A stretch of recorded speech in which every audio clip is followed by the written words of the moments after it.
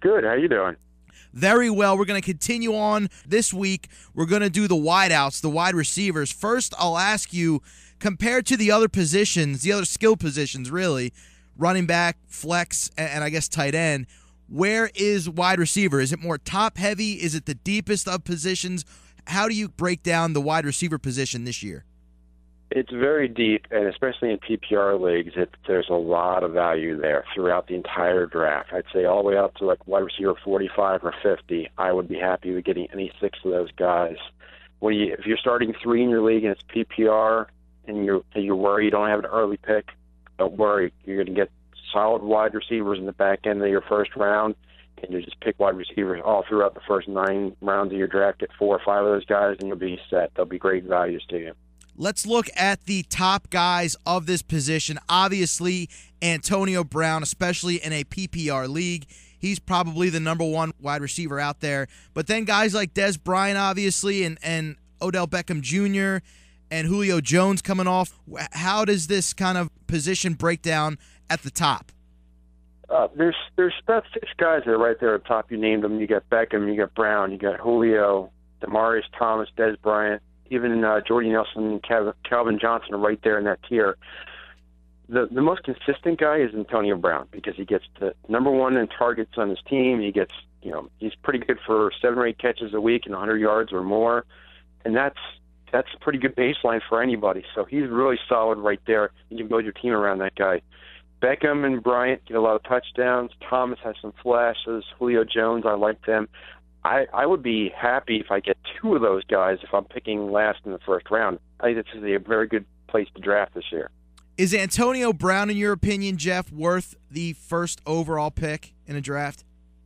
In a PPR league, where you start 3 wide receivers, maybe you have some flex, you can make the argument. The only downside is that you don't get an elite running back. I know there's debates over which 4 or 5 running backs are the number 1, but if you get a shot at one of those guys, you probably need to take it because the depth of running back is so shallow. I think you need to take a running back for the first 4 or 5 picks before you go to Antonio Brown. How about the notch below those top 6 guys you mentioned? You look at guys like, I guess, T.Y. Hilton and DeAndre Hopkins. You see him on Hard Knocks. Emmanuel Sanders is up there. Maybe even Eagles' Jordan Matthews. How about the notch below those top 6 guys you mentioned? The notch below, I think A.J. Green's getting looked over a lot because he was banged up a little bit last year, but he's rock solid. Both receivers for Green Bay are solid in Nelson and Cobb. Hilton may go down a little bit because there's so many more weapons now. I think Andre Johnson is in the 3rd tier, but he's pushing up. He's got his best quarterback of his career to be in Indianapolis now. I think I like both wide receivers in Tampa Bay. I think Mike Evans is a solid wide receiver 12, 13 guy, right along with Alshon Jeffrey. How about a guy like Megatron? Now, we haven't really seen him in the preseason this time. Where do you kind of rank Megatron from Detroit? Had a down year last year. He's right between that tier 1 and tier 2 wide receiver. So he's like beginning of round 2, he should go. I don't buy the argument that he's old because, he's certainly younger than I am. But, I mean, he's turning 30 in September. Now, wide receivers, we see Steve Smith is still playing well at a high level in the mid to the upper 30s. Calvin Johnson takes good care of himself. He's an elite talent. He'll get those touchdowns. I'm not worried about his age at all, and he plays indoors half the time. Are you worried about his targets, though? Not so much, because I think that Detroit throws the ball around enough, and there's enough throws by Stafford that Calvin Johnson and Golden Tate, there'll be plenty around it because the tight ends aren't features as much as when Pettigrew used to get a lot of targets. That's kind of dropped by the wayside. Ebron is a good tight end, but he's not nearly the caliber and going to get those 100 targets. So Calvin can get 140 targets easily this year. Now, you mentioned Mike Evans. He's a second-year wideout. Odell Beckham Jr. led the way last year as a rookie. Sammy Watkins in there as well. Jordan Matthews up there. Kelvin Benjamin, but now he's out. How about the second-year players? Do you expect maybe a sophomore slump for either one of these guys or just continued success? I think Mike Evans slowed down a little bit towards the end of the year last year, maybe a little bit, but I think the question really with him is his quarterback play. But he played well with lesser quarterbacks. So if we believe in Jameis Winston, this year. And in Tampa Bay, he's got Mike Evans, he's got Vincent Jackson, who should get another 1,000 yards, and he's got a good tight end and a big target in Austin Seferian-Jenkins. So it's 3 good targets. I think Tampa Bay's going to throw the ball and do pretty well in the passing game. Hopkins, he needs a quarterback to be settled on in Houston for me to really like him. I think he's a solid top 20 guy, but I'm not really sold on him.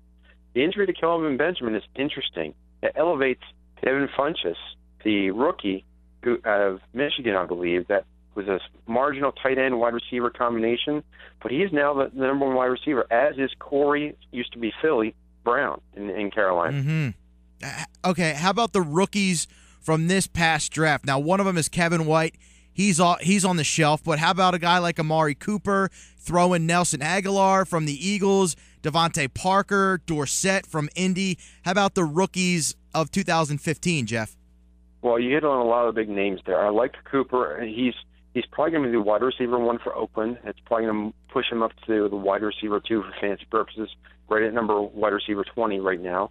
I like Aguilar. I saw him last week. He has a huge catch radius. I think that in Chip Kelly's offense, he can get the ball a lot. I think him and Matthew's going to see a lot of targets this year. I like Parker in Miami. I think he's going to get healthy. He could take the same route that Beckham Jr. took last year. Maybe not as good a performer, but he's hurt early and will catch on towards the latter back of the half of the year, as will Perriman in Baltimore, who I think is a deep threat, and he could be the number 1 wide receiver in Baltimore by the end of the year. How about Odell Beckham Jr.? I mean, what a year for him last year. Over 90 balls, 1,300 yards, 12 touchdowns, in not even a full season. Can he repeat that performance? I mean, you always worry about his hamstring. How about ODB repeating that performance? I think asking him more of the same is a little bit high of an ask because it was just astronomical numbers what he put up in 12 games. But I think he can be that right there as a top-end wide receiver 1, a top 5 performer this year. Keep in mind that he was doing all that last year with Ruben Randall as the number 2 wide receiver. Now Victor Cruz looks to be on track to be back. So that may take away a little bit of the targets you would think, but Beckham Jr. is going to see more single coverage. That's really dangerous for a secondary, trying to line up on defense against Jr. and Cruz. I think both those guys could see easily 120-plus targets and both get double-digit touchdowns this year. All right, we mentioned the guys at the top, the guys towards the middle, guys at the bottom of the rankings, guys you'll have to draft, but you can wait on getting these guys. Maybe even a guy like Decker and Brandon Marshall, 2 great wide receivers, but they don't have a quarterback. Decker, we write an interesting article usually every year called Eliminate the Suck, which is we try to avoid the guys that are on the bad offenses. If you have a bad quarterback, it's going to hurt your wide receiver play. So I'm looking for a guy with an average to above average wide receiver. There are guys in the wide receiver 40, 50, 60 range that are all huge values. Eddie Royal is a huge value in Chicago because, as you mentioned, Kevin White's out. And now Royal is probably going to be starting there, and he scored 15 touchdowns in the last 2 years. Devontae Parker, the rookie in Miami. Rashad Perriman's right in that range. Funchess, I mentioned earlier. Another rookie, Green Beckham in Tennessee, but I worry about the Tennessee quarterback situation. Marcus Wheaton is a solid pick, way down late for Pittsburgh. The 3rd wide receiver, but Pittsburgh's going to throw the ball and score a lot of points that way. I think there's lots of depth down there. I think Stevie Johnson in San Diego, they're going to have to throw the ball a lot as well. So there's good value back there. If you're looking for a late wide receiver 5, wide receiver 6 in your team, try to pick a guy with upside for an offense that's going to throw the ball a lot, maybe even with a bad defense because you're going to be in shootouts. Jeff Pasquino, footballguys.com, Fantasy Football Insider, 97.3 ESPN FM. How about guys that will go undrafted? Guys you can maybe pick up on the waiver wire after your draft or maybe even the first couple weeks of the season. Any guys stick out to you like that? Well, there's a name that's been dropped by I'm in an expert league, and he was just picked up, and he was off my radar, but now he's on there, which is Brendan Coleman in the Saints down in New Orleans. He is probably going to go undrafted. But the head coach down there, Sean Payton, just called him the MVP of the training camp. So Brandon Coleman, we have him ranked as wide receiver 90. I think that could skyrocket. I think that Coleman could be a wide receiver 3 for the Saints and see a lot of targets this year. That's probably one of my top sleepers right now. Jeff Pasquino, footballguys.com, our fantasy football insider right here on 97.3 ESPN FM. Last one here for you, Jeff. Who to you is going to have like a Antonio Brown type season, just sort of a breakout year? We've talked about Brown, Des Bryant, Demaryius Thomas. Who to you is on the verge of breaking out this season, Jeff? Well, I think guys that could outperform. I think Vincent Jackson is he's going as a wide receiver 3 right now. He's wide receiver 30.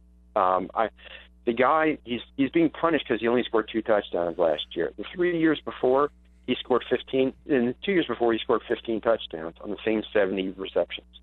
So I think he's a huge value. Another breakout, let's see, I think Aguilar is definitely in that category, but he's on the radar as well. I think Kenny Stills could do well in Miami as well, but I think Steve Johnson could bounce back and be a comeback player of the year. And Eddie Royal is a great breakout candidate as well. I think Royal could have 70 catches, 900 yards, and 6 or 7 touchdowns for the Bears. All right, Jeff Pasquino, footballguys.com, our fantasy football insider right here on 97.3. Jeff, thanks, man. Thank you. Have a great weekend.